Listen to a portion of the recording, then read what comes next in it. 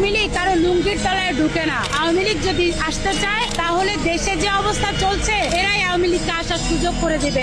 এতদিন জামাত শিবিরের নেতারা সব আওয়ামী লীগের লুঙ্গির তলায় ছিল। বিশিষ্ট উদাহরণ হচ্ছে সাদেক কায়েম। সে আওয়ামী লীগের লুঙ্গির তলায় ছিল।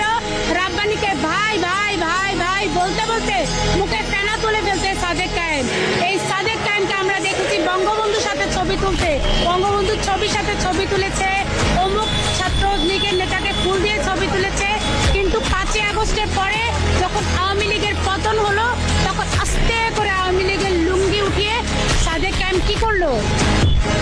জামাত শিবিরের নেতা হয়ে গেল। ঠিক একইভাবে এনসিপিও একটা লুঙ্গি খুলে বসেছে। এখন বলছে যে বাঁচতে হলে আওয়ামী লীগ আমার লুঙ্গির এনসিপির লুঙ্গির তলায় আসো। আসলে এরা নিজেরাও গুপ্ত ছিল, সবাইকে গুপ্ত রাখতে প্রচেষ্টা করছে। কিন্তু এরা জানে না যে আওয়ামী লীগ কারো লুঙ্গির তলায় ঢুকে না। আওয়ামী লীগ যদি আসতে চায় তাহলে দেশে যে অবস্থা চলছে এরাই আওয়ামী লীগকে আসার সুযোগ করে দেবে। আপনারা আমাকে আওয়ামী লীগ আনতে হবে।